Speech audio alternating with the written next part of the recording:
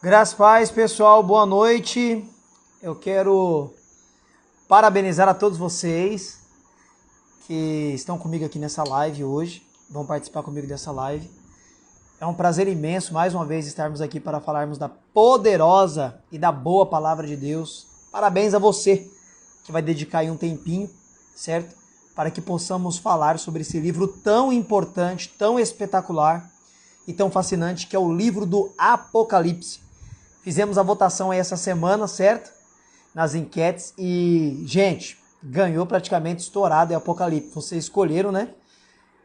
E hoje vamos falar sobre os acontecimentos do Apocalipse. A galera tá chegando aí, ó. O pessoal do Brasil inteiro tá chegando. Galera, é o seguinte, hoje vamos trabalhar sobre acontecimentos do Apocalipse, sobre o livro do Apocalipse, ok? E mais pra frente eu vou abrir aqui no balãozinho aqui embaixo, aqui, ó, balãozinho. Você vai mandar sua pergunta e eu vou respondê-la, mas depois que eu trazer a exposição aqui da nossa live, da nossa aula, ok? Então bora lá. Vamos falar do Apocalipse. Parabéns para você que tá chegando aqui, parabéns para você que tá comigo aqui na live de hoje. É isso aí, vamos lá. Bom, antes de entrarmos aí nos acontecimentos do livro do Apocalipse, eu quero trazer uma breve introdução. Vamos lá, são perguntas que são frequentemente feitas a mim, né, e a muitos professores de teologia sobre o livro do Apocalipse. Primeiro, uma pergunta que sempre ela vem para nós. Quem escreveu o livro do Apocalipse? Quem é aquele João que escreve o Apocalipse, o João que vê as revelações, né? Bom, pessoal, tem pessoas que, por incrível que pareça, já pensaram e até afirmam que foi João Batista. Não foi João Batista, pessoal. João Batista, ele morreu, ele foi decapitado ainda lá atrás, quando Jesus Cristo estava exercendo o seu ministério. O João que recebe as revelações do Apocalipse é João, filho de Zebedeu, com Maria Salomé, irmão de Tiago. Esse é o apóstolo que recebe as visões e as revelações do Apocalipse. E é muito curioso também que muitas pessoas não sabem, no momento da crucificação de Jesus Cristo, o único apóstolo que estava presente era este João, que segundo uma tradição da igreja, né, ele era primo legítimo de Jesus Cristo aí, né, por parte de mãe, né? Alguns informam e dizem que Maria Salomé era irmã de Maria, mãe de Jesus, né, a mãe adotiva de Jesus. E assim, se for verdade, segundo essa tradição da igreja, esse João seria aí, então, primo legítimo de Jesus aí por parte de mãe, ok? E isso faz muito sentido também, porque ali na crucificação, quando Maria conversa com Jesus, né, ela fala, eis aí o seu filho. Jesus fala para ela, eis aí o seu filho. Tá falando de quem? Tá falando de João. E a história da igreja diz que João levou aí a Maria, mãe de Jesus, para a cidade de Esmirna, onde que ele foi pastor, e cuidou de Maria ali até que Maria morresse, ok? Então, tendo dito isto, fica mais do que claro que quem recebeu as visões do Apocalipse e quem escreveu o Apocalipse foi João, o apóstolo. E também, a luz da Bíblia Sagrada mostra que ele era o apóstolo mais jovem ou mais novo de Jesus Cristo. Por quê? Porque ele foi o que mais viveu. Segundo os melhores historiadores, segundo os livros da patrística, vai apontar aí que ele morreu com quase 100 anos de idade. Alguns dizem que ele morreu por volta do ano de 96 da era cristã a 103 da era cristã. As datas não são muito incertas, ok? E ele aí possivelmente foi o apóstolo que morreu com mais idade, que mais viveu, ok?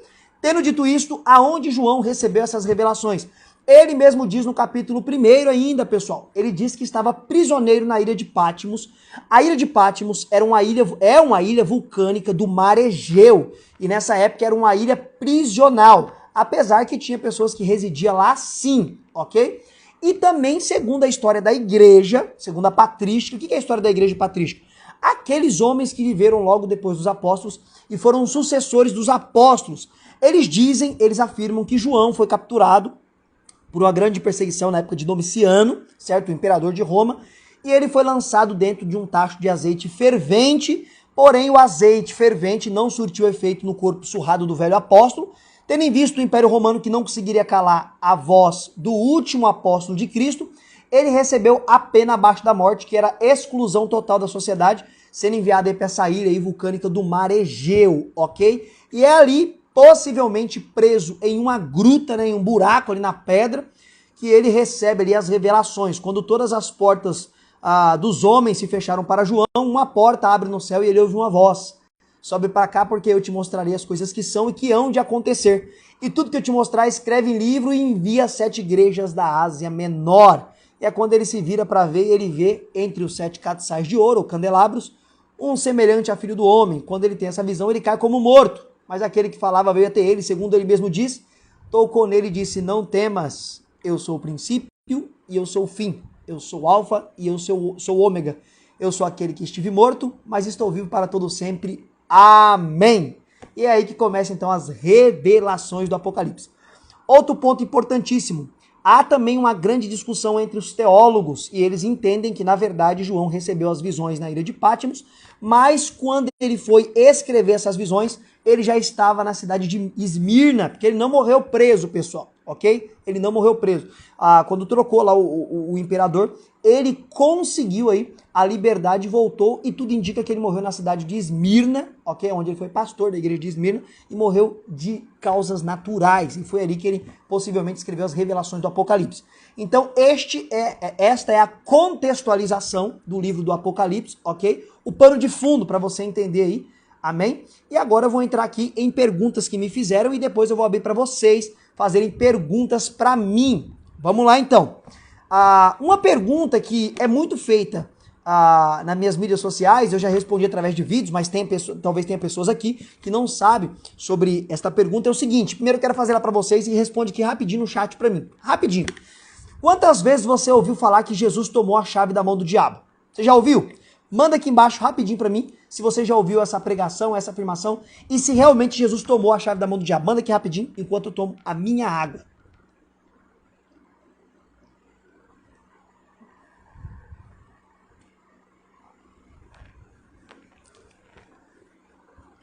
Vamos lá, pessoal. Manda aqui pra mim aqui, ó, aqui no chat. Pode mandar pra você no balãozinho lá. Várias vezes. A irmã já mandou muitas vezes. É realmente, né? Muitas vezes já nos pregaram que Jesus Cristo ele teria tomado aí a chave das mãos de Satanás. Sim, já ouvi, sim, já ouvi.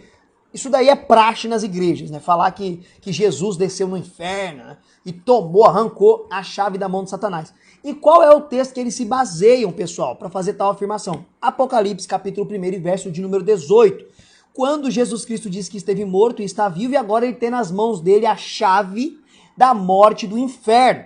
É muito importante que você entenda que quando lemos este versículo no texto original, você sabe, isso daqui é ponto passivo, pessoal, todo mundo conhece isso, o texto não foi escrito em português, o texto foi escrito em grego, né? Grego koiné, que era o grego do povão.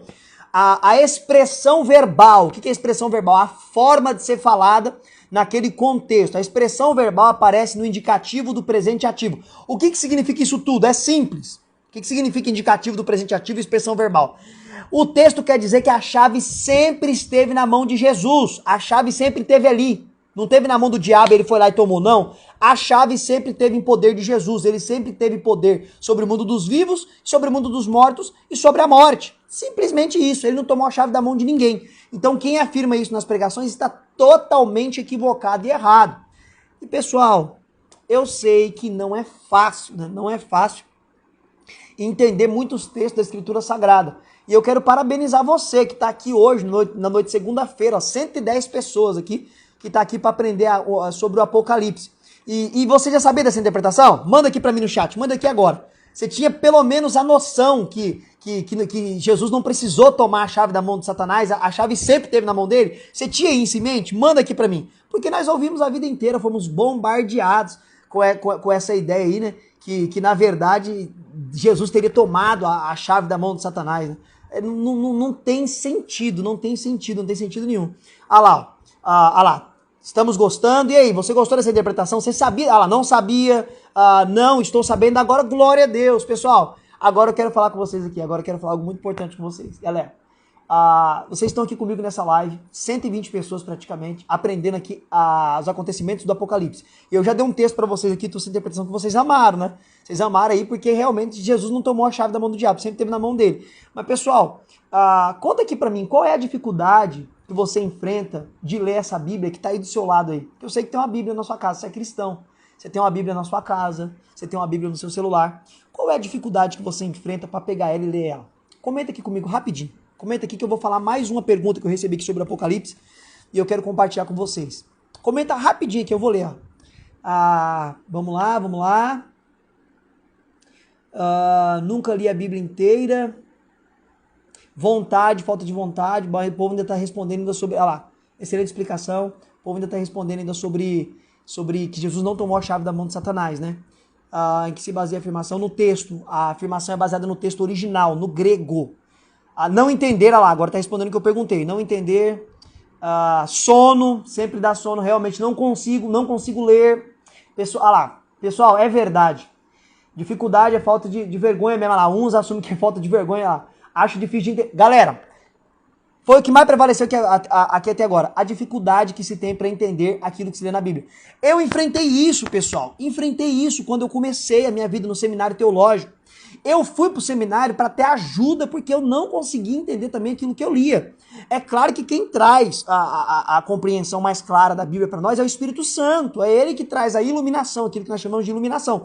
Porém, pessoal, se não tiver um auxílio, né, de professores, tem texto que você não consegue entender mesmo. Você tem que entender que a Bíblia, ela terminou de ser escrita 2000 anos atrás, numa cultura diferente, numa história diferente, com um idioma diferente, com uma cosmovisão de mundo diferente. Por isso que tem todas essas dificuldades, mas eu também compartilho dessa mesma dificuldade que vocês têm aí, estão relatando para mim, que não gostam de ler assim, ou não leem, né, porque não conseguem entender.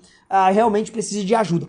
Outra curiosidade, né, quando os teólogos vão ler o livro do Apocalipse, né, dentro do mundo dos estudiosos, tem duas perspectivas, né, ou duas formas de ler e observar o Apocalipse. Tem uma forma que nós chamamos de preterismo.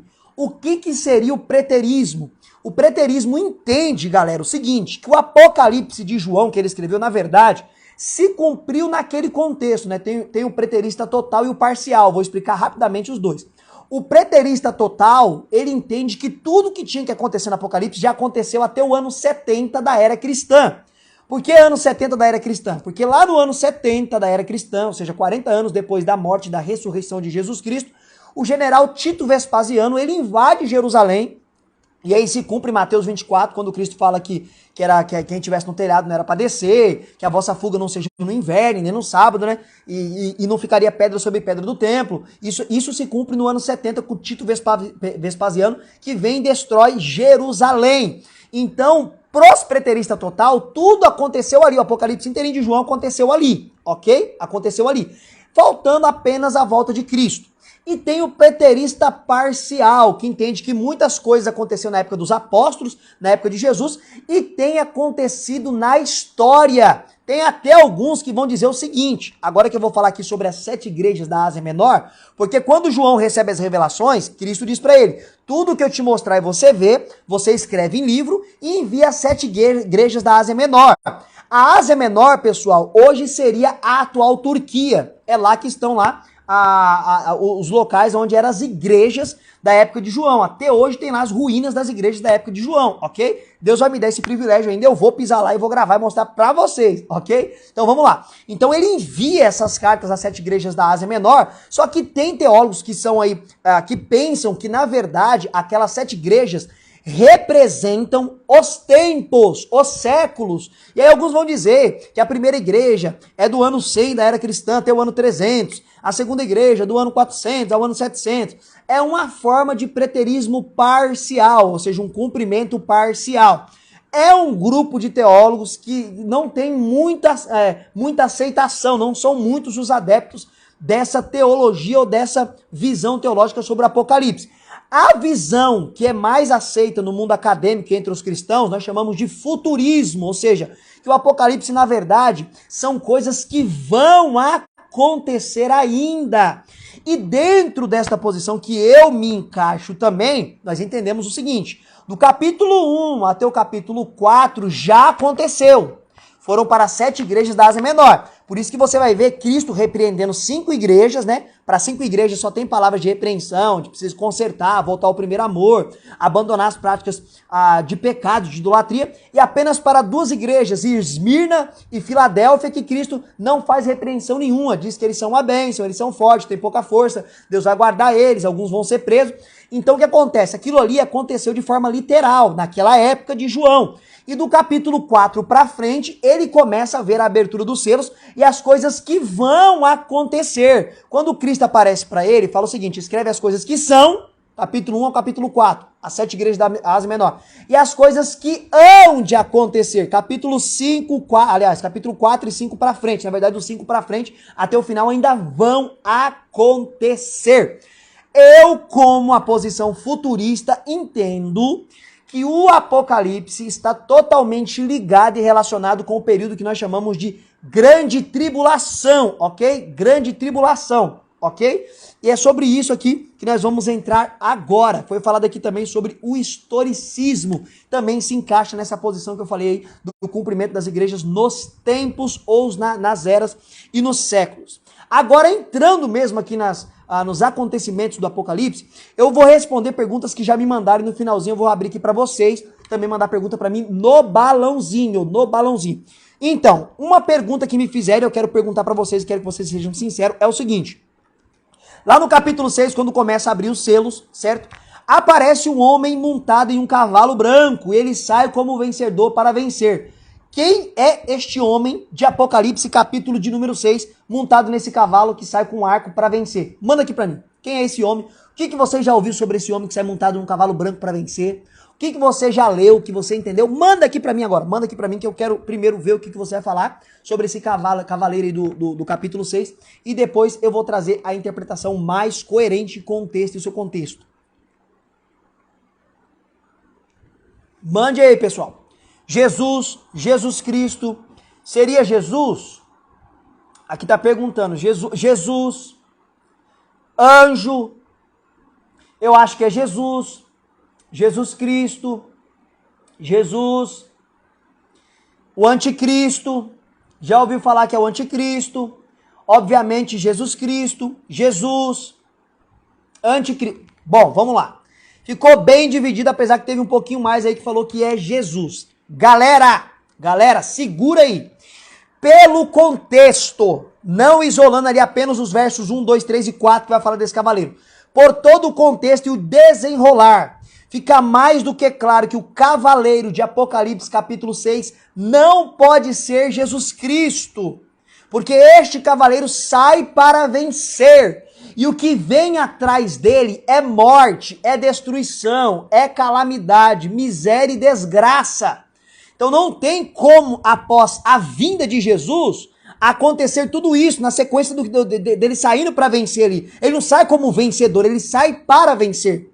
Porém, o cavaleiro de Apocalipse 19, que nós vamos chegar lá, esse sim é Jesus que raia nos céus, montado em um cavalo branco, e vem com miríades, ou seja, milhares e milhares de anjos, com todo o poder e toda a glória. Esse cavaleiro do capítulo 6 não é o mesmo do capítulo 19. São cavaleiros diferentes. O do 19, na altura das suas coxas, não vou responder, deixa pra lá.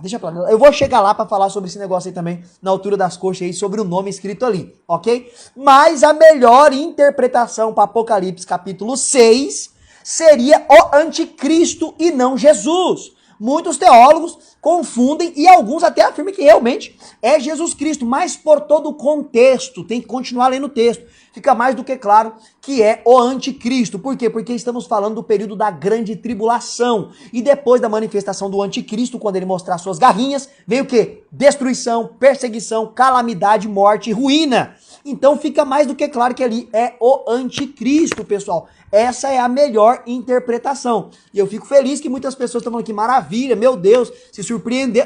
Isso é muito legal, pessoal. Isso é muito bom, gratidão. Eu que estou grato de ter vocês aqui para aprender essa exposição. Então, o cavaleiro do capítulo 6 de Apocalipse, ele é o anticristo, ok? Pelo contexto. E fico feliz que muitas pessoas não sabiam. Outra pergunta que eu recebi aqui, também quero que vocês mandem no chat, tá até embolando a língua aqui, é o seguinte, lá no capítulo 7 aparece 144 mil testemunhas. 144 mil testemunhas. Quem são essas 144 mil pessoas? Manda aqui pra mim o que você já ouviu, o que você entendeu, o que você sabe sobre esse capítulo 7 e as 144 mil testemunhas. Manda aqui rapidinho pra mim, manda aqui que de novo eu vou tomar um pouquinho de água aqui. Olha lá, vamos esperar chegar aqui. Quem são os 144 mil do capítulo 7 do livro do Apocalipse? Muitos dizem que o anticristo já... aqui já é do anticristo ainda. Esperar aqui. Maravilha, eu que agradeço por você estar aqui na live, pessoal. Vamos lá. Não faço ideia de quem é o 140. Os selados das 12 tribos de Israel. Vamos lá. Quem são os 144 mil? Vamos lá. Deixa eu ver aqui que vocês já ouviram falar. O que vocês pensam? São 12 mil de cada tribo. Jesus ressuscitou bom, os israelitas, os salvos da grande tribulação. Não tenho ideia. As 12 tribos de Israel. Legal. Mas ninguém vai falar o mais clássico. Alguns defendem que são os eleitos. Não sei. Ninguém vai falar o mais clássico, pessoal. Judeus puros e virgens. Os escolhidos. Aqui, isso que eu queria. Os testemunhos de Jeová que são... Aí, legal. Eu tava esperando. Essa é a resposta aqui da Paty. Galera, nós ouvimos sempre, né? Os TJ, os testemunhos de Jeová, afirmar que esses 144 mil são eles, né? São só eles, que esses 144 mil que vão para o céu. Só que, pessoal, pelo texto e o contexto, eu sempre falo, pessoal, que no meio do povo de Deus tem dois grupos. Tem os grupos dos enganados e dos conectados. O grupo dos enganados é aqueles que ouvem tudo e abraçam e é isso aí mesmo, e vão para cima e não vai ler, não vai estudar e tá tudo beleza. E tem um grupo dos conectados, são pessoas como vocês, que estão aqui, 140 pessoas, ok? Às 8 horas da noite, participando de uma live para aprender sobre o Apocalipse. Vocês são conectados, que analisam a palavra de Deus, que vão lá para entender. E pelo texto, pessoal, foi o que vocês responderam aqui, galera. São 144 mil, de 12 mil de cada tribo de Israel, literal.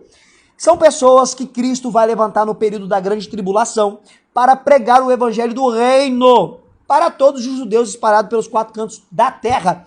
Tem também uma interpretação que faz muito sentido, que também, possivelmente, além de ser 144 mil literal, também faz uma alusão, uma representação aos salvos do período da grande tribulação, ou seja, aqueles que Deus vai poupar, né, a sua igreja, o seu povo, que ele vai selar para que não morra pelos flagelos da ira dele que descerá sobre a terra.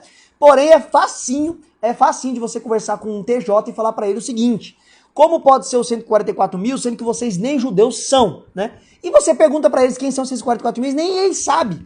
Eles falam que a pessoa tem que sentir que é um dos 144 mil, não faz sentido. Lá atrás, no começo do século passado, quando Charles Taze Russell, o fundador da Torre de Vigia, que depois se tornou aí os Testemunhos de Jeová, ele fundou aí esse segmento dele aí, ele veio com essa ideia, só que ele não tinha ideia que ia crescer tanto o movimento Testemunho de Jeová, que hoje deve estar perto aí dos 7 a 9 milhões espalhados pelo mundo. E ele começou a pregar essas coisas naquela época lá que não faz sentido algum. Que só esses 144 mil subiria aí, seriam arrebatados e iriam para onde o Cordeiro de Deus vai. Só que ele tem um grande problema. Eu tenho muitos amigos Testemunho de Jeová. Um dia conversando com um deles, eu perguntei: Charles Taze Russell, ele era um dos 144 mil? Ele falou: sim, ele era um dos 144 mil. Falei: mas tem um problema, porque eu já estudei a história dele, eu já li sobre ele.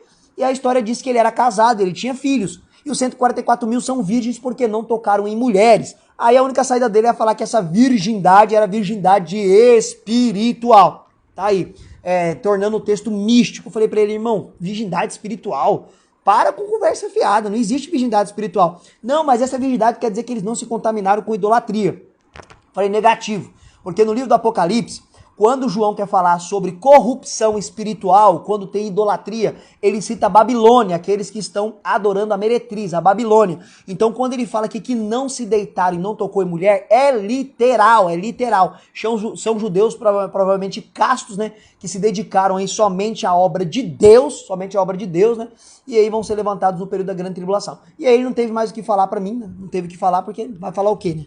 É isso aí. Então, 144 mil não são testemunhos de Jeová, são judeus do período da grande tribulação que Deus levantará, ok? Para pregar aí para os judeus espalhados por todas as partes do mundo. Pregar o quê? Que realmente Jesus Cristo é o rei que eles tanto esperaram e eles vão aguardar aí Cristo vir depois dos 7 anos de grande tribulação, que é a visão aí futurista que entendemos que é 7 anos de grande tribulação, ok? Lá no capítulo 11, outra grande dúvida e um acontecimento que muitas pessoas me perguntam: quem são as duas testemunhas? São citados lá 2 testemunhas, 2 oliveiras, 2 homens que Deus vai levantar nesse período da grande tribulação aí, e dá a entender que eles vão pregar por 3 anos e meio, fazendo sinais, maravilhas e prodígios. E eu quero perguntar aqui de novo no chat quem são essas duas testemunhas que Deus vai levantar nesse período lá em Israel para poder fazer maravilhas e sinais e prodígios. Segundo o próprio texto, eles terão poder de fazer o céu se fechar e não cair chuva, terão poder de verter água em sangue, eles serão mortos e ao terceiro dia vão ressuscitar na visão de todos e vão subir para o céu, com todo mundo vendo, pessoal.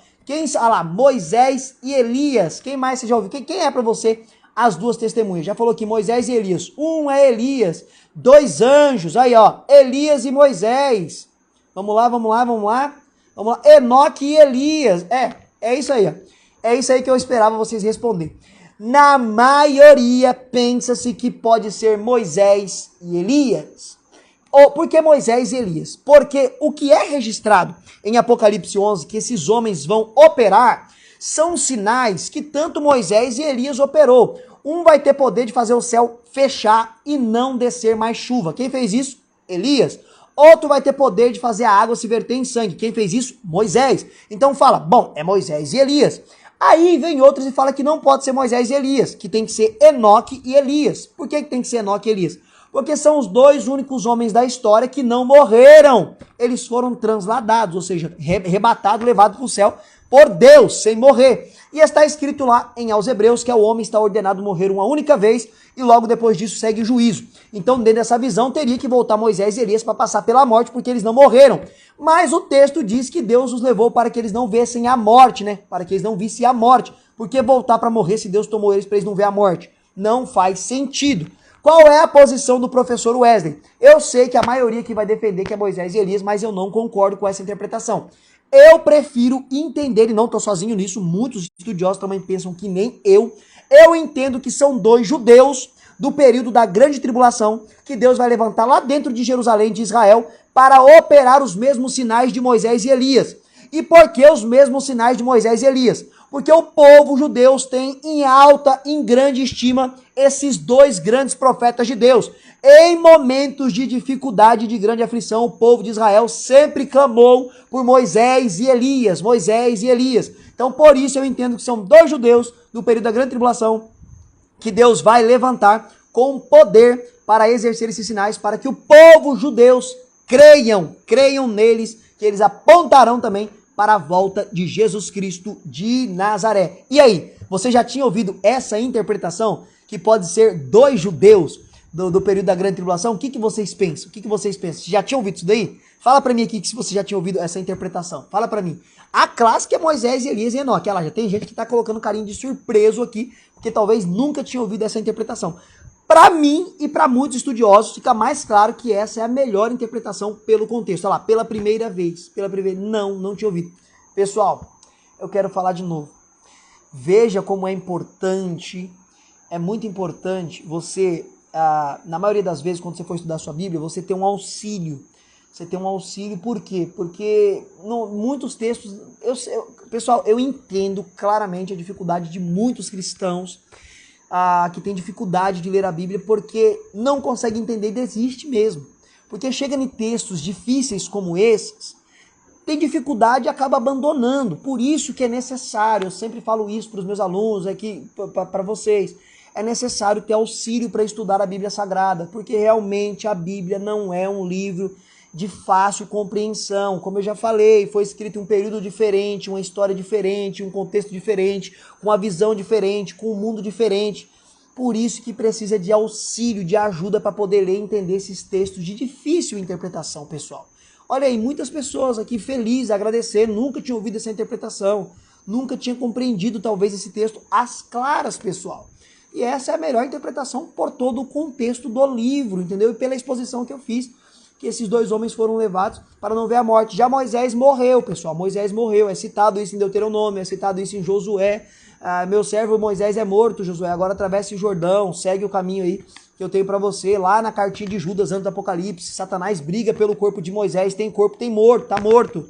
Então por isso não faz sentido também ele voltar, ok? Então aí no capítulo de número 11, as duas testemunhas, na posição do professor Wesley Almeida, são dois judeus do período da grande tribulação que vão exercer aí os mesmos sinais de Moisés e Elias para que o povo judeus aceitem eles como profetas de Deus. Agora no capítulo de número 12, No verso 12, eu não vou abordar todo o capítulo porque não dá tempo, não tem como ali, o capítulo 12 é extraordinário. Nossa, nas minhas aulas esse capítulo aí, os meus alunos vibraram muito porque tem muita coisa boa aí. No capítulo 12, verso 12, diz o seguinte, que Satanás foi lançado na terra. Aqui nesse contexto, é aquela citação que nós ouvimos a vida inteira na igreja. O dragão foi lançado do céu na terra e com a sua cauda ele trouxe aí a terça parte das estrelas do céu. O que você entende aqui por terça parte das estrelas do céu? O que são essas estrelas do céu? Claro que o dragão ali é Satanás, mas o que são essas estrelas do céu? Manda aqui pra mim, por gentileza. O que você entende com essa terça parte das estrelas do céu? O que você já ouviu sobre isso daqui? Está em Apocalipse capítulo 12. E não só sobre as estrelas que foram precipitadas do céu com o dragão. Quando isso aconteceu? Quando aconteceu aí essa queda do dragão na terra, né? Quando isso vai acontecer, ou já aconteceu, quando foi essa queda do dragão na terra, e o que são lá? Essas estrelas, anjos. Quando isso aconteceu? Não sei, o povo tá mandando aqui. Anjos caídos, pessoas, anjos caídos, o pessoal tá comentando aqui. Eu fiz o curso, tem um aluno aqui. Obrigado, Cleiton, Deus te abençoe. Tá falando que é muito bom o curso. Anjos caídos, rebeldia de Satanás, anjos caídos, uma parte do exército celestial. Vamos lá. Legal, a maioria, no começo, é isso que eu queria saber aqui, ó. Quando aconteceu isso? O Joilson falou que isso aconteceu no começo. Já aconteceu. Anjos caídos, junto com o Lúcio, já aconteceu. A maioria já aconteceu. Acho que antes da formação do homem. Legal. Então, se segura na cadeira aí. Porque Apocalipse capítulo 12, verso 12, que eu estou citando aqui agora para vocês, ainda não aconteceu, pessoal. É isso mesmo, ainda não aconteceu. Por que ainda não aconteceu? Porque o texto diz o seguinte: Satanás, o nosso adversário, foi lançado na terra e ele tem grande fúria porque lhe falta pouco tempo. É isso mesmo. Essa queda do capítulo 12 é quando ele vai ser lançado na terra dos homens, pessoal. Isso vai acontecer no período da grande tribulação. Lembra lá que está escrito que vai ser aberto o poço do abismo e vai subir 200 milhões de demônios? Você está entendendo? E isso que falta pouco tempo está relacionado ao período da grande tribulação, que na verdade o período da fúria de Satanás vai ser de 3 anos e meio. Então Apocalipse 12, verso 12, ainda vai acontecer. Satanás será lançado na terra e ele tem grande fúria porque lhe falta pouco tempo. Se fosse no começo lá da humanidade, esse pouco tempo está durando quase 6 mil anos, não faz sentido nenhum. Então esse pouco tempo é o período de 3 anos e meio da grande tribulação. E ele vem com grande fúria porque ele sabe já o que está decretado para ele, pessoal. Ele sabe o que vai acontecer com ele. Então ele vem com grande fúria com todos os demônios no período da grande tribulação. E o povo está colocando cara de espanto aqui, o povo está colocando misericórdia. É legal ver a expressão de vocês, porque é a mesma expressão que eu tinha nas minhas aulas. Quando eu fazia o seminário teológico, eu ouvia essas verdades, eu quase caía da cadeira, pessoal. Tinha que tomar água. Eu já vi. Eu tô falando que eu já vi, eu tava lá. Ter que parar a aula e abanar o irmão ali, ó, abanar com um livre da água para ele, que ele passou mal. Ouviu umas verdades tão grandes que ele ouviu a vida inteira errado. E aí teve que dar água para ele, abanar ele, que ele passou mal. E eu lembro o nome dele até hoje. E se ele estiver na live, ele não vai achar ruim. O nome dele é William. O William, um bom teólogo hoje, ele é aqui da minha cidade, ele passou mal de ouvir verdades como essa, que a vida inteira você ouve de uma forma e quando você vai para o texto é de outra forma. Então esse texto de Apocalipse 12, verso 12, ainda vai acontecer, pessoal, ok? E eu achei legal aqui que todo mundo ficou surpreendido, porque todo mundo entendia que isso aconteceu lá no começo, né? Seria com a queda lá do começo. É claro que a rebelião dele se deu na eternidade passada, a rebelião. E entendemos que o acesso ao céu de Deus, ele foi privado. Porém, tem uma linha de interpretação que eu acho até legal, que ele tem acesso ali, aí pelo menos perto da presença de Deus, porque senão não faz sentido o texto de Jó, quando ele se apresenta junto com os anjos lá, e Deus fala com ele, né? Então, no livro do Apocalipse diz que ele foi precipitado na terra, o acusador, aquele que de dia e de noite nos acusava na presença de Deus. Olha que interessante, né? Tá escrito no Apocalipse. De dia e de noite ele nos acusava na presença de Deus. Que presença? Na presença não é que ele vinha lá no céu, lá ficava no trono de Deus. Não. Dá a entender que ele chegava perto, dá a entender que ele chega perto de um lugar que ele tem acesso para falar com Deus e ficava nos acusando, né? Ou Deus vê ele ali, enfim, né? Observar ele. Tá entendendo, pessoal? Que legal que vocês estão gostando. Que legal. Eu que tô feliz de vocês estar aqui, ó, 155 pessoas, às 8 e pouco da noite, participando de uma live aqui sobre acontecimentos do Apocalipse. Então já falamos sobre coisas importantíssimas, que Jesus, ele não tomou a chave da mão de Satanás, a chave sempre esteve na mão dele, que apenas para 2 igrejas Cristo falou palavras de bênção ali entre as 7 igrejas da Ásia Menor. Já aprendemos também na live de hoje que lá no capítulo 6, quem sai montado no cavalo branco ali, né? Aliás, quem sai montado no cavalo como vencedor é o anticristo, não é Jesus. No capítulo 7, 144 mil não são os testemunhos de Jeová, são judeus que vão pregar no período da grande tribulação. Estamos aprendendo também que lá no capítulo 11, as 2 testemunhas, na verdade, na minha posição, respeito, quem crê aí que é Moisés e Elias ou Enoque, na minha posição são 2 judeus da época. E chegamos no capítulo 12, aonde ainda vai acontecer a queda de Satanás na terra, que ele vem com grande fúria para destruir tudo. Capítulo 13, aparece 2 bestas que surge, que emerge, que aparece do mar, uma e a outra da terra. Eu quero perguntar aqui, o que é a besta que sai do mar e o que é a besta que sobe da terra? Manda aqui pra mim no chat agora, manda aqui no chat, manda no chat aqui pra mim. O que você entende nesse capítulo 13 de Apocalipse, essa besta que surge do mar e a besta que surge da terra? Ou o que você já ouviu sobre a besta que surge do mar e a besta que surge da terra? Manda lá. Ah lá, vixe, Apocalipse capítulo 13. Ah, deixa a live salva. Vai, vamos lá. Fica aqui, não perde a live não sai não. Leviatã, a besta que sobe do mar é o Leviatã pro irmão aqui. O irmão mandou o texto de Leviatã que está citado lá no livro de Jó. Será que é o Leviatã? E aí, o que é essa besta que sobe do mar? O que é essa besta que sobe da terra? Lá, o anticristo, um falou aqui que é o anticristo. Ah, o anticristo, o povo tá pedindo para salvar a live. Deixa gravada a live, vou pro trabalho, muito bem. Vamos lá. O que? Ah, não sei, já ouvi tantas coisas. O irmão falou, o Papa, outro é o Papa, um não sabe, o outro também não sabe o que é a besta que sobe do mar e nem da terra, não sei. Legal, não sei. Satanás e o anticristo, não sei. Legal, vamos lá. Pessoal, eu vou falar o que eu entendia quando eu pegava a minha Bíblia e ia ler lá o Apocalipse, né? Apesar que as pessoas odeiam ler o Apocalipse, tem medo, né? De tudo que acontece ali, né? Eu costumo falar, pessoal, que o Apocalipse é o livro da esperança, pessoal. Não é o livro do medo, não é o livro do pânico. Tem como você entender o Apocalipse de uma maneira que você vai ficar feliz, vai te trazer esperança. Nós temos que entender que quando João escreve esse livro do Apocalipse, ele escreve para uma igreja perseguida. Então ele escreve para trazer esperança para um povo perseguido. É no livro do Apocalipse que você vai ver Jesus Cristo e sua igreja vencendo todos os principados e potestades das trevas. Você vai ver Cristo de forma retumbante e vitoriosa, vencendo com a sua igreja e reinando. Então não é um livro para você ter medo, pessoal. É um livro que traz esperança. Quando você consegue ler, entender, compreender as visões do Apocalipse, isso te faz um cristão mais feliz. Quando eu entendi esse livro aqui, meu Deus do céu, era glória a Deus o dia inteiro, porque me trouxe muita felicidade, pessoal. Muita felicidade mesmo. Então vamos lá. Quando eu lia, sem estudar, sem ir para a sala de aula, sem ter um professor para me ajudar, quando eu lia, eu pensava num demônio, num bicho terrível mesmo, com chifre lá, como é descrito, né? Um chifre, um demônio feroz. Eu vou falar a verdade, sabe o que eu imaginava? Eu imaginava aquele que como é que é o nome daquele filme lá? Meu Deus do céu, japonês, ajuda eu aqui, que sai aquele bicho do mar lá, como é que é o nome? Godzilla, né? Godzilla. Eu imaginava um monstro que nem o Godzilla, pessoal, tô falando sério. Eu imaginava um monstrão, Godzilla, levantando das águas, vindo na cidade, destruindo, matando todo mundo, né? Um demônio gigante. Eu pensava isso, pessoal, que eu pensava. E aí o pessoal até lá, aí o pessoal falou lá, Godzilla, eu acabei de ler aqui, Godzilla. Pessoal, na verdade, a linguagem figurada que João emprega no livro do Apocalipse remete ou leva aos dias dele, pessoal.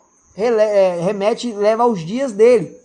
E mar dentro do Apocalipse é um simbolismo de nações, pessoas, multidões. Então quando você vê a expressão mar no Apocalipse, dependendo do contexto, mas na maioria das vezes representa isso, tem a conotação de pessoas, de multidões. Então quando ele fala que viu uma besta subir do mar, ele está falando que tá vendo um homem subir do meio das nações, das multidões. Então a besta que sobe do mar é o anticristo. E o que é o anticristo? É aquele homem que vai se opor a Deus, se opor aos cristãos e se opor sobre tudo aquilo que leva o nome de Deus ou o nome de Cristo. Ele persegue o povo de Deus, ele persegue a igreja. Então a besta que sobe do mar, ela é o anticristo. Ainda, nossa live parou? Voltou a live, pessoal? Pessoal, a live voltou? A live voltou, pessoal? Pessoal, a live voltou? Pra mim tá normal aqui, galera. Pra mim está normal a live, pessoal. Ah, não, tá ok, ela tá ok. Voltou, então vamos lá.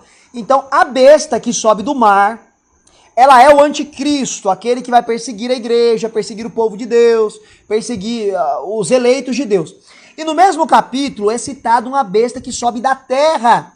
Esta besta que sobe da terra é o falso profeta. Vai ser levantado um falso profeta que vai ter poder até de fazer fogo descer do céu. E este falso profeta ele vai apoiar a adoração e o culto à besta que subiu do mar, o anticristo. Ou seja, ele vai levar a adoração ao anticristo, pessoal. Vai levar a adoração ao anticristo. Então a besta que subiu do mar é o anticristo. A besta que subiu da terra é o falso profeta. E aí nós falamos que é uma trindade, né? Ou um quarteto maligno que tem no Apocalipse. Eu falo isso daí direto nas minhas aulas, os meus alunos já estão acostumados com essas expressões. É o quarteto do mal, que é o quê? É o dragão, que é o demônio, né?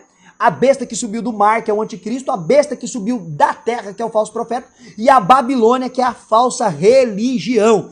Tudo isso aí tá no Apocalipse, que vai do 13 até o 18 para 19, que você vai conseguir enxergar tudo isso aí lá. Aí tem gente falando aqui que o Papa Emmanuel Macron. Bom, eu não quero opinar quem é, Deus o sabe quem é. Muitos aí opinaram que já foram pessoas do passado, muitos falaram que era Hitler, né? O anticristo, na época de Hitler, lá nos anos 40, saiu inúmeros livros cristãos afirmando que Hitler era o anticristo. E aqui pra nós, pessoal, eu gosto de estudar a história das guerras, não porque eu gosto de ver violência, para entender o que aconteceu, né?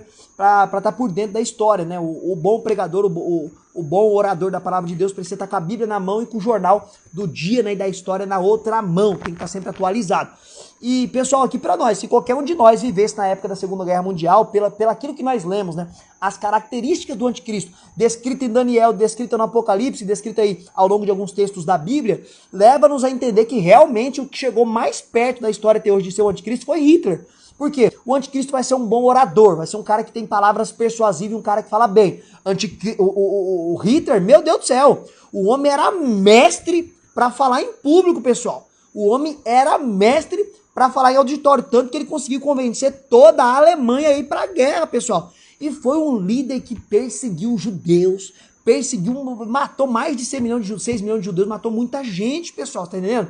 Então eu não arrisco dizer quem é a pessoa do anticristo, Deus o sabe. Também a pessoa do falso profeta, eu também não arrisco dizer, Deus o sabe. Tem gente que falando que é o Lula o anticristo. Pessoal do céu, meu Deus do céu, o anticristo é o Lula. Bom, na verdade, todos aqueles que se opõem a Cristo são anticristos. Se o Lula se opõe a Cristo, ele é anticristo também. Só que o homem do pecado, o iníquo, citado lá na carta de 2 Tessalonicenses, esse é um homem específico, ele já está predestinado para exercer essa função e esse papel na história da humanidade, ok? E agora, um dos textos mais polêmicos que causa mais divisões sobre a interpretação do Apocalipse, que as pessoas quebram o pau por causa disso daqui, tá lá em Apocalipse ainda 13, verso de número 18. Quem lê, entenda. Este homem tem um nome e calcule os números para chegar ao nome deste homem. E o nome dele, o número do nome dele é 666. E aí, pessoal? O que é o número 666? É o chip? O que é? Manda aqui para mim o que você já ouviu sobre o 666. E se é o chip, se não é o chip, se é o cartão de crédito, se é o código de barra. O que você já ouviu sobre isso? Manda aqui que eu vou tomar água. O que é aí o 666 citado aqui em Apocalipse 13, 18? Manda aí para mim.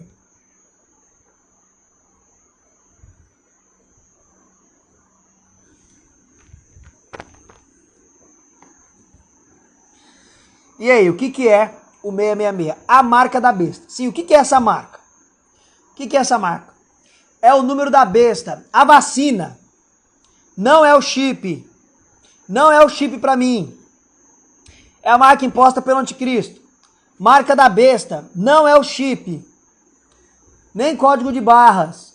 A marca da besta na testa, no pulso. 666 são 3 marcas. O número da besta, certo? Um chip. Vamos lá, 666 é uma paródia da lei dos judeus. Sistema, número da besta. Me falaram que é o número da besta. É o chip. Legal, legal. Tá bem dividido. Realmente é uma marca, é um sinal. E a grande briga é que sinal e que marca que é essa, pessoal. As pessoas pegam esse número, fazem contas, pega lá a numerologia que tem no alfabeto latim e diz que é o nome de Papa fulano de tal. Pega o alfabeto grego e diz que é o ciclano de tal. Nunca deu certo e não vai dar certo, pessoal. Você tem que entender o Apocalipse à luz da cosmovisão de João há 2020 anos atrás. Então tira a ideia latino-americana que nós temos hoje da cabeça para poder interpretar isso daqui. Literalmente não tem como ser o chip, pessoal, porque o chip ele é implantado sobre a pele, aliás, por dentro da pele. Ninguém vê, ok? O chip é dentro, não é algo visível. E o texto de Apocalipse fica mais do que claro e evidente que é sobre. É assim, ó, sobre, é visível, é sobre a pele, pessoal. Não é nada nas caladas, na surdina. Não é nada debaixo dos panos. De tal forma que quem receber essa marca vai ter prazer em mostrar essa marca, porque vai mostrar que faz parte do clubinho do anticristo. Então não é algo que vão fazer secretamente, que você não vai saber. Não, colocaram em mim lá a marca da B. Não. As pessoas vão aceitar essa marca, aqueles que querem fazer parte do grupo do anticristo. E o que eu entendo dessa marca? O que seria 666? É simples, é muito simples a interpretação no meu ponto de vista, pessoal. Quando você olha na Bíblia Sagrada, qual é o número da perfeição? O número que representa Deus? O número 7. E é o número que mais você vai ver no livro do Apocalipse. 7 selos, 7 castiçais, 7 trombetas, 7 taças da ira de Deus, os 7 espíritos de Deus. Você vai ver o 7 toda hora no Apocalipse. E muitas vezes na Bíblia você vai ver o número 7. Em 6 dias Deus criou todas as coisas e no 7º ele cessou. E o que eu entendo com isso?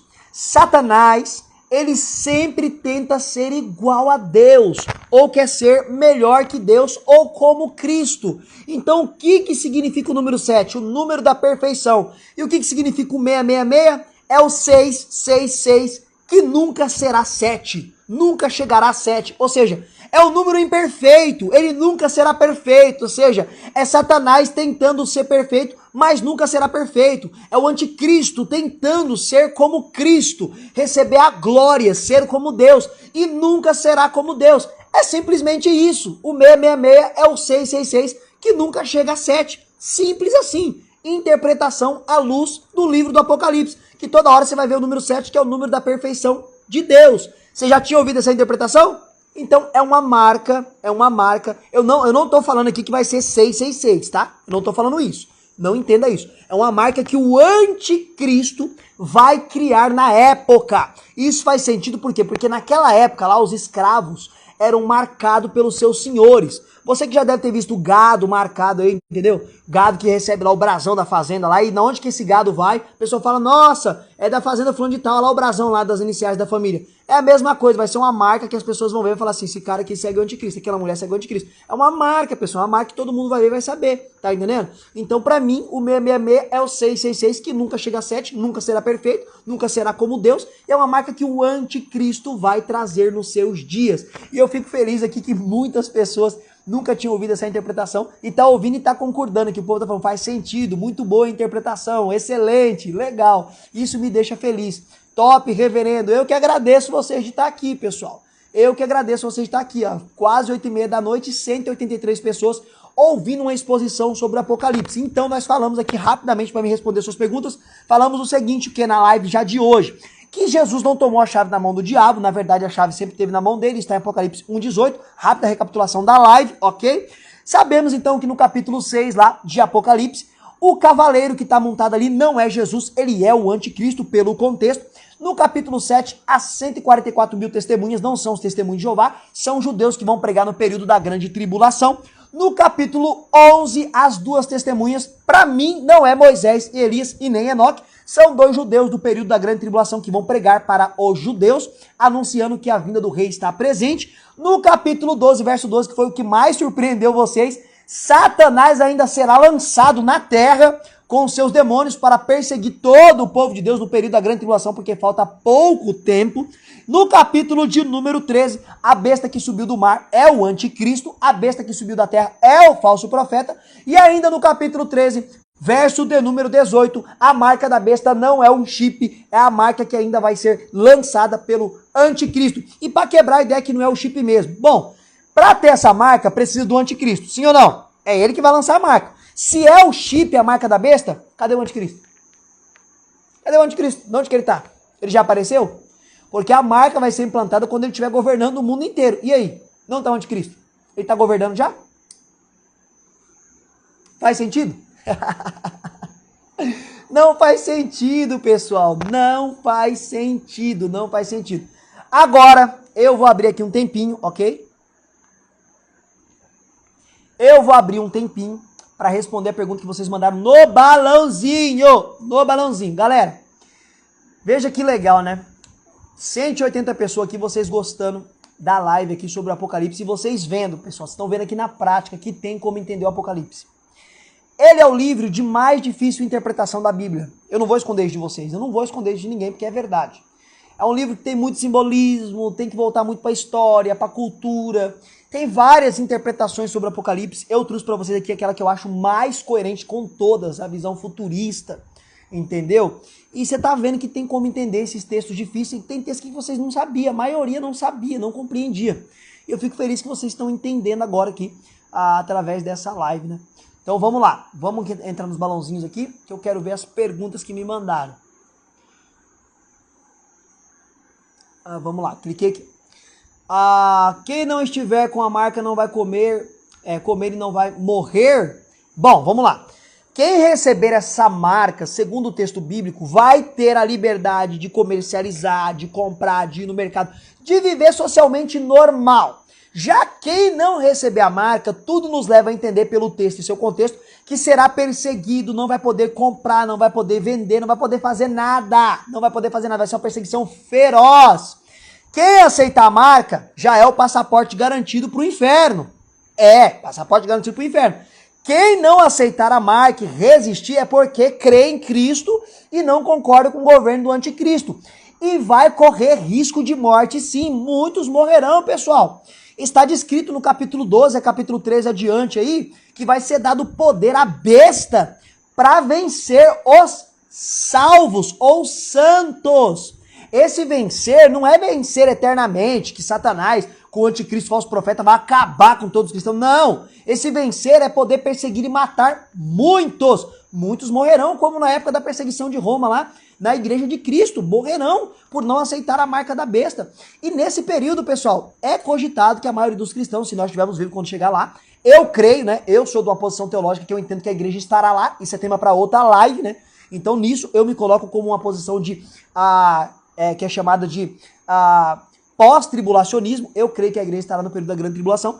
Nós entendemos que os cristãos viverão fugindo nos valados, nas florestas, nas montanhas, de tudo quanto é forma que for possível. É uma possibilidade de interpretação que é aquela que eu entendo, ok? Que foi defendida na história durante 1800 anos pelos pais da igreja e pela igreja, ok? Então, a resposta está respondida sobre esta pergunta aqui. Vamos para mais uma pergunta aqui do balãozinho. Bom, vamos lá. Quando houve a batalha no céu? Bom, eu citei isso aqui em Apocalipse 12. Porém, a rebelião de Satanás, né? Ou na verdade, diabo, né? Ha-Satã do hebraico. Lembrando que a palavra Lúcifer não existe na Bíblia, pessoal. É uma palavra tardia, colocada ali por volta do século 4 por Jerônimo. E é pegada do termo lá de Isaías, Hilel Ben Shahar, brilhante estrela da manhã. Então não existe na Bíblia a palavra Lúcifer. E antes de eu responder isso aqui, você sabia que não existe a palavra Lúcifer na Bíblia? Manda aqui pra mim. Você sabia que não existe a palavra Lúcifer? Foi uma palavra empregada ali quando Jerônimo ali levou a Bíblia pro latim, né? A Vulgata latina. E ele colocou ali no texto de Isaías, né? Ó brilhante estrela da manhã, Hilel Ben Shahar. Ele colocou Lúcifer. Você sabia que não existia essa palavra na Bíblia? Lúcifer. Na verdade é Ha-Satã, opositor, perseguidor, diabo, acusador, advogado de acusação. Muita gente sabia, que legal. Então, essa batalha aqui que se for que a irmã tá falando do capítulo 12, que ele vai ser lançado na terra, ainda vai acontecer. A rebelião já aconteceu na eternidade passada. Agora a batalha que ele será lançado na terra ainda vai acontecer segundo a exposição do capítulo 2 de Apocalipse, porque ele falta pouco tempo, ele vem com grande fúria. Aí muitas pessoas não sabiam, pessoal, que não tem a palavra Lúcifer na Bíblia. Aqui, isso daqui também envolve o Apocalipse. Uma pergunta bem legal que é tema para live também. Vou fazer uma live sobre isso, vou fazer enquete se vocês querem que eu fale sobre a visão pré, mesmo e pós. O arrebatamento vai ser antes do anticristo. Tem 3 posições que pensam diferente sobre esta pergunta, né? 2 aí vão concordar e uma vai discordar. A posição mais aceita no cristianismo brasileiro, que é chamada de pré-tribulacionismo, entende que primeiro a igreja precisa subir para o anticristo aparecer, ok? A igreja sobe, o anticristo aparece. A posição mesotribulacional e pós-tribulacional entende que não, que o anticristo aparece, a meso entende que ele aparece, ele governa com paz durante 3 anos e meio, vai ser uma bênção, vai ser um mundo que todo mundo nunca tinha visto, sem guerra, sem fome, vai ser aquela maravilha, e aí quando quebrar um acordo que ele vai ter lá dentro da nação de Israel, né, um pacto de paz vai ser quebrado, quando quebrar esse pacto aí a igreja é arrebatada, mas essa igreja aí que crê que o arrebatamento é no meio vai ver o anticristo.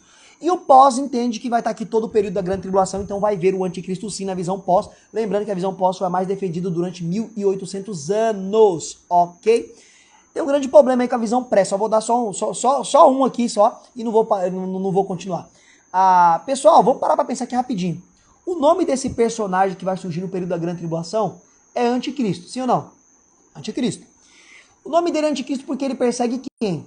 A igreja de Cristo. Se a igreja não vai estar aqui quando ele aparecer, ele vai perseguir quem? Não faz sentido o nome dele ser anticristo. O nome dele é anticristo porque ele persegue a igreja de Cristo. Se a igreja não vai estar aqui, por que ele se chama anticristo? Vai perseguir os judeus. Os judeus não creem em Cristo. Então ele tinha que ser chamado de antissemita, né? Que é o povo que habita lá naquele lado é chamado de semita. O judeu é chamado de semita. Você já parou para pensar sobre isso daí? Então para mim não faz sentido. Para mim, quando ele se manifestar, a igreja vai estar aqui porque ele persegue a igreja de Cristo. Se ele persegue a igreja de Cristo, o nome dele é anticristo. Se a igreja não vai estar aqui, não pode se chamar de anticristo. Não faz sentido nenhum. Mas enfim, isso daí fica para outra live. Só uma curiosidade. Muita gente, exatamente, verdade. KKK, verdade. KKK, verdade. Parar para pensar um pouquinho, né, pessoal? Mas vamos lá, vamos continuar aqui. Deixa eu responder mais um pouquinho aqui. Legal essa pergunta aqui. Essa pergunta eu quero responder. Capítulo 12, verso 13. Quem é a mulher perseguida? E aí, quem é essa mulher que é perseguida aí, pessoal? Os nossos irmãos católicos dizem que é Maria. E aí, quem é essa mulher aí? Nesse capítulo também aparece a mulher lá com a lua debaixo dos pés, né? Com a lua debaixo. O que significa essa lua debaixo dos pés? Não dá tempo de eu responder aqui. Mas nas minhas aulas tem a resposta. Mas vamos lá. Quem que é essa mulher aí, pessoal? É Maria? Quem que é essa mulher do capítulo 12 aí? É Maria? Israel, olha lá, Israel, igreja, ó que legal. Igreja. Legal, Israel. Top, pessoal, tô gostando, hein? Tem bastante conectado aqui. Galera, é o seguinte, vamos lá. Tem um termo que nós usamos na teologia que nós chamamos de sensus plenior. Sensus plenior, na verdade, sensus plenior. Que seria o quê? Um cumprimento mais pleno de uma profecia. Dentro desse capítulo 12, nos remonta a 2 situações. Nos leva lá atrás do nascimento de Jesus, né? A criança fugindo pro deserto, o dragão perseguindo, querendo tragar a criança. E ali realmente faz uma alusão a Maria, né? A mulher ali seria Maria, então nesse sentido da criança fugindo pro Egito, né? E o dragão tentando perseguir, fugindo pro deserto, né? E o dragão tentando perseguir. Mas lá na frente, quando é citada essa mulher aí, essa briga do dragão e a mulher, tem 2 possibilidades de interpretação. Que realmente seria a igreja e também a nação de Israel. A nação de Israel, por quê? Porque a nação de Israel também pode ser representada como a mulher ali, né? Por que a mulher? Porque a mulher que deu vida à criança seria o quê? A nação de Israel que deu vida ao Messias. O Messias veio da nação de Israel. Então pode remontar, sim, aos 3 personagens. A Maria, Israel e a igreja. Pode ser esses 3 personagens dentro, aliás, essas 3 possibilidades dentro desse mesmo texto aí, ok? É que isso aqui só na aula para explicar mesmo. Não tem como explicar aqui porque é muito extenso e é muito longo, ok? Vamos lá, vamos para a caixinha aqui, aliás, pro balãozinho aqui, né? Quero responder mais. Quando eu vou fazer outra live, legal essa pergunta, não faz parte do contexto da programa, mas é legal. Toda segunda-feira tem live para vocês, pessoal, com um tema que vocês escolhem. Então fique acostumado que toda segunda-feira vocês vão ver aqui a carinha do professor Wesley Almeida para abordar um tema aqui da Bíblia que vocês vão escolher, ok? Toda segunda-feira, então marca na sua agenda aí, Ok, vamos lá. Mais perguntas? Aqui. Perseguição aos que ficarem após o arrebatamento? Sim. Bom, na verdade, na visão pré-tribulacionista, né? A visão pré-tribulacionista entende que vão ficar pessoas e vão ser perseguidas após o arrebatamento. Na visão pré. Mas na visão pós-tribulacionista, crê que todos estarão aqui. A igreja inteira estará aqui. Então a igreja inteira será perseguida no período da grande tribulação. Ok? Espero ter respondido de forma satisfatória esta pergunta. Deixa eu ver aqui. Deixa eu ver, uma bem legal. Boa essa daqui, ó. Essa aqui eu quero responder. Pastor, anticristo será um judeu? Legal, vamos lá. Pessoal, há uma briga tão grande para saber a nacionalidade de onde virá o anticristo. A maioria esmagadora, ao longo de todos os tempos aí da igreja, né? Quando teve as discussões de onde que vem esse homem, entendeu que ele era um europeu com descendência judaica. E eu vou dar um spoiler aqui de aulas minhas. Isso daqui é teologia profunda, mas eu vou dar essa para vocês aqui, só para vocês terem uma noção. É cogitado que ele pode ser descendente da tribo de Dan. Da tribo de Dan. Só que eu não conseguirei, não dará tempo de eu responder por que ele pode ser da tribo de Dan. Tem aí pelo menos 3 textos da Bíblia, do Velho Testamento, que apontam aí que possivelmente ele vem da tribo de Dan. Que ele é descendente ali da tribo de Dan. E você vai ver que aqui nessa contagem aqui dos 144 mil, do capítulo de número 7 de Apocalipse, não aparece a tribo de Dan. Olha uma pista aí. Você pode pesquisar na sua Bíblia aí, quando tem os 144 mil judeus separados ali, Apocalipse 7 de Apocalipse, não aparece a tribo de Dan. É uma dica aí que possivelmente ele possa ser descendente da tribo de Dan. Cogitou-se muito que ele era europeu, por quê? Porque na visão de Daniel, que ele vê 12 chifres ali se destacando ali, né, subindo ali 12 chifres e um chifre menor, na verdade, 10 chifres e um chifre menor se destacando, entende-se que esses chifres está relacionado a 10 grandes nações. E tem ali na Europa, o circuito da Europa, dos países ali que são países ricos, né, grandes países, que faz parte ali de um polo ali do G10, G12, enfim. Então entende que ele viria dali e seria descendente de judeus.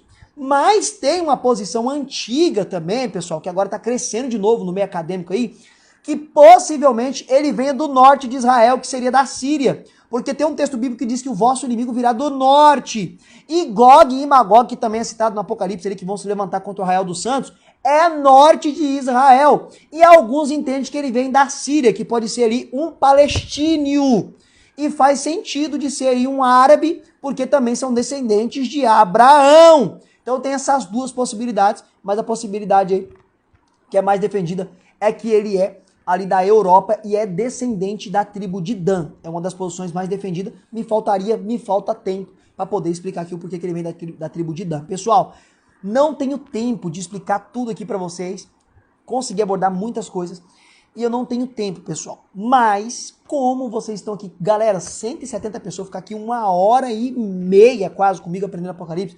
Louvado seja Deus por isso, é o Espírito Santo que está movendo o coração de vocês, porque é só o Espírito Santo que pode gerar essa vontade de aprender a Bíblia no coração do ser humano. Agora muitas pessoas podem estar vendo novela, tá pra rua, tá fazendo outros afazeres aí, mas vocês escolheram estar aqui, aprendendo aqui tudo sobre Apocalipse. Galera, me falta tempo para poder continuar explicando aqui para vocês, mas eu quero falar para vocês o seguinte, muitos já sabem, outros não sabem. Eu tenho um grupo de alunos, e tem aluno meu aqui, ó, aluno meu que já mandou mensagem, e quem é aluno meu, manda mensagem aqui agora, aqui, por favor, se prontifica aqui quem é aluno meu, por favor, se prontifica aqui. Tem um grupo de alunos que estuda a Bíblia inteirinha comigo, em videoaulas, pessoal. É um grupo gigantesco de alunos, nós estudamos do primeiro capítulo de Apocalipse até o último, aliás, do primeiro capítulo de Gênesis até o capítulo 22 de Apocalipse, pessoal. São videoaulas gravadas, mais de 90 aulas, quase 40 horas de Bíblia pura. E todos esses textos de difícil interpretação, principalmente esses que eu falei aqui na live de hoje, eu já trago para vocês interpretado da mesma forma que eu tô falando aqui para vocês, do mesmo jeito aqui que eu tô falando na live, é as aulas, do mesmo jeito, não muda nada, de forma simples, tranquila, que todo mundo consegue entender. Pessoal, e essas aulas, elas ficam com os alunos para sempre. Os alunos vão ter essas aulas para a vida inteira. Pode rever quantas vezes quiser, são aulas gravadas. Para quem trabalha em horários diferentes, é tranquilo. Você pode assistir de noite, de madrugada, de manhã, a hora que você quiser. Pode assistir pelo celular, pelo notebook, pelo computador, na televisão, da forma que você quiser. Você pode assistir essas aulas. E essas aulas, você vai assistir e qualquer dúvida que você tiver das aulas, você vai tirar ela diretamente comigo, porque os meus alunos participam de um grupo fechado meu no Telegram. E lá eles enviam as suas dúvidas e eu respondo lá e todo mundo fica sabendo da resposta da dúvida do amigo. E sabe o que é mais extraordinário, pessoal? Sabe o que é mais extraordinário? Esses grupos do Telegram dos meus alunos é espetacular. Galera, só quem tá lá dentro, quem tá no grupo do Telegram, manda aqui para o povo ver que eu não tô falando conversa fiada. Os alunos, eles ajudam uns aos outros. Tem alunos que às vezes estão desmotivados, falam, eu vou parar, não tô conseguindo. Aí vem outro e fala, não, vamos pra cima, vamos aí. E fortifica o outro, e fala um testemunho, e fala que as aulas, que o estudo da Bíblia tem aproximado mais ela de Deus. Gente, teve obreiro que tinha 11 anos que não pregava mais, tinha abandonado o ministério. E graças a Deus estudando a Bíblia, porque estudar a Bíblia gera isso, pessoal.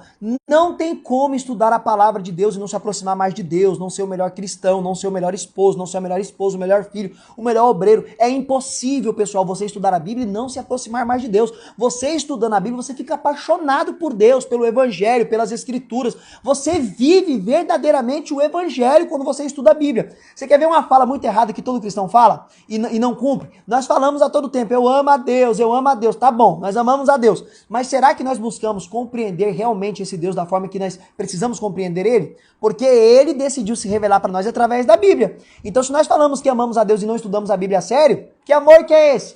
Ele decidiu se revelar através da Bíblia, mas nós não estudamos nem a Bíblia, nem lemos a Bíblia. Que amor que é esse, pessoal? E é legal nesse grupo, pessoal, é muito legal que um fica ajudando o outro. Eles comentam entre eles. Nossa, que maravilha que eu aprendi naquela aula. E começa a comentar. Gente, é excepcional, eu fico muito feliz. Os meus alunos têm sido uma bênção, são um presente que Deus deu pra mim. E eu tenho uma notícia extraordinária pra você. Você que tá aqui comigo até agora, você também pode se tornar aluno, pessoal. Você pode estudar a Bíblia inteirinha comigo. Inteirinha de Gênesis e Apocalipse. É muito simples, ainda tem vagas para você entrar na turma de fevereiro e é muito simples. Eu vou deixar o link para se tornar aluno nos meus stories logo após a live. Você pode vir nos meus stories, vai ter um link lá para você se tornar aluno e você começa a estudar a Bíblia hoje. Terminou a live, você se inscreveu, você já passa a ser aluno e já vai receber todas as aulas e já vai assistir as aulas, já vai entrar no grupo fechado do Telegram. E detalhe, os alunos têm uma live especial por mês privada. Só eu e os alunos e ninguém mais vê, é só os alunos. E lá eles perguntam de tudo, é muito legal essa live aí. Eles ficam aguardando a live o mês inteirinho, entra uma galera boa lá e nós trocamos um bate-papo legal. Então terminando aqui, pessoal, a live, você vai correr nos meus stories, lá vai ter o link, você vai clicar e vai entrar diretamente lá, seguir o passo a passo e já vai se tornar aluno hoje mesmo. Ou você vai no meu perfil, pessoal. Você vai no meu perfil aqui logo depois da live, lá tem um link, você clica, você vai entrar na página, vai seguir o passo a passo e também vai entrar para a turma. Se tiver alguma dúvida sobre o curso, manda aqui agora para mim, que eu vou responder qualquer dúvida sobre o curso, para não ter dúvida nenhuma. Detalhe, lá tem o valor para se tornar aluno é 157. R$157. Detalhe que é muito importante, que muitas pessoas às vezes se confundem. Esse valor é pago uma vez só, pessoal. Não é mensalidade, não é todo mês, não é o ano inteiro. Não, você vai pagar uma de 157, Pix, boleto bancário ou cartão de crédito até, não sei qual é, acho que é 12 vezes lá no cartão lá, ok? Sem problema nenhum. E você vai ter aí mais de 90 aulas da Bíblia Sagrada. Vai ter o meu suporte, tirando as suas dúvidas, por todo um ano. Você tem um ano aí, tirando dúvidas das aulas comigo, pessoal. Tranquilamente. O curso, as aulas são a vivo gravado. As aulas são gravadas. As aulas já estão lá. São mais de 90 aulas. E aí você vai assistir as aulas e vai tirar as dúvidas comigo no grupo fechado do Telegram. Ó, já tem bastante pessoa aqui falando que eu quero. Então, terminando a live, corre nos meus status, aqui nos meus stories, que lá vai ter o link, ou vai no meu perfil, ok? E eu tenho certeza que vai ser bênção para vocês. Estudar a palavra de Deus vai te fortalecer como cristão, vai ser uma bênção para sua vida, e você vai ver o quanto isso te aproxima de Deus. Pessoal, estudar a palavra de Deus muda a vida de qualquer pessoa. De qualquer pessoa. Eu não conheço um cristão que seja útil, que não seja estudante das Escrituras. Ou seja, para um cristão ser útil no reino de Deus, ele tem que dominar a Bíblia, ele tem que conhecer a Bíblia, de tal forma que você não pode ser envergonhado quando as pessoas venham perguntar para você sobre a Bíblia e o Evangelho. Tem que ter a palavra na ponta da língua. Olha lá, Karina, eu quero. Vai ser um prazer receber você como aluna, Karina. Vem para nós, vem estudar a Bíblia conosco e eu tenho certeza que você vai amar as aulas aí e vai fazer parte desse grupo fenomenal aí dos meus alunos que têm ajudado uns aos outros. Ok, pessoal? Bom, se tiver mais dúvida aqui sobre como entrar no curso, sobre alguma coisa do curso, pode mandar aqui para mim, tá bom? Eu creio que eu respondi aí todas as dúvidas que sempre tem, né? Qual o horário das aulas? As aulas são gravadas, não são ao vivo, e você assiste quantas vezes quiser. Pastor, você vende livros? Pastor, você tem livros para vender? Na verdade eu tenho, mas eu vou falar aqui de livros sobre outra oportunidade, ok? Faz sorteio de livro, professor. Vou ter que começar a ser patrocinado aí por algumas livrarias que eu faço sorteio de livro sim. Pastor abençoado, amém. Amém, Daiane. Deus abençoe muito. Eu acho que essa daqui é a Daiane, que já foi minha aluna lá dos Estados Unidos da América. Tenho quase certeza que é ela. Eu quero muito. Isso, minha irmã Mônica. Então não perde mais tempo e venha para o nosso grupo de alunos. O Telegram é só para os alunos? Sim. O Telegram é só para o grupo de alunos. Eu quero. Então, maravilha, pessoal. Eu vou terminar essa live com uma oração, orando pela sua vida, pela sua casa, pela sua família, pelo seu ministério e pela sua noite, e pelo seu mês e pelo seu ano, ok? Que Deus te dê um ano maravilhoso de bênção. Então, vamos lá. É minha aluna mesmo lá dos Estados Unidos. Deus continue te abençoando, querida irmã. E volta para as aulas. Tô com saudade de você nas aulas, viu? Então vamos lá. Então vem, chama eu depois lá, ou vai nos stories aqui e clique, segue o passo a passo e vem para as aulas. Thalita, vem para as aulas, povo de Deus. Vamos lá. Quero orar por vocês e depois da oração eu vejo se tem mais dúvida aqui sobre o curso e respondo. Então, se você puder, fecha os olhos aí, se você não puder, pode ficar tranquilo, não precisa fechar os olhos. Eu quero orar por você e pela sua família. Senhor nosso Deus, Pai, te louvamos na noite de hoje por esse privilégio que o Senhor nos deu de estarmos aqui nessa live para falar sobre o livro das revelações do Apocalipse, um livro fascinante, maravilhoso, que nos desperta interesse, traz medo para muitas pessoas, mas essa noite o Senhor nos mostrou que é o livro da esperança, que tem como entender esse livro e ler ele, se apaixonar pela sua palavra e pela sua vinda, Jesus Cristo. Eu quero te pedir, ó Deus, em nome de Jesus Cristo, que todas as pessoas que ficaram comigo aqui nessa live, o Senhor possa abençoar a cada uma delas, a família delas, o ministério delas, Senhor Deus, as pessoas que ainda vão assistir depois, Senhor Deus, esse conteúdo da live, que o Senhor possa alcançar elas aonde elas estiverem, que o Senhor possa levantar o caído, dar força ao abatido e sustentar aquele que está de pé, que o Santo Espírito venha sobre a nossa vida com poder e nos dê o entusiasmo e a força, Senhor Deus amado, para que possamos estudar a sua palavra, Senhor Deus, para sermos melhores cristãos, melhores cidadãos, melhores esposos, melhores esposas, filhos e melhor servo de Deus para servir o seu reino na terra. Deus, eu te peço em nome de Jesus que o Senhor abençoe meu irmão e minha irmã nesse momento, com todas as bênçãos que Cristo nos garantiu nos laços da cruz do Calvário. Em o nome de Jesus, seja abençoado aonde você estiver. Amém. E graças a Deus. Que Deus em Cristo Jesus continue te abençoando muito. Um beijo no seu coração. Até segunda-feira, 7h30. Marque na sua agenda que eu vou estar aqui de novo com mais uma live esclarecedora para vocês. O pedido do professor Wesley de sempre. Ore pela minha vida e pela minha família. E você que vai se tornar aluno ainda hoje, corre nos meus stories que vai estar lá o link para você se tornar aluno, ok? Ou corre no meu perfil e clica lá no link para você também se tornar aluno. Um beijo no coração e até a próxima com a graça de Cristo Jesus.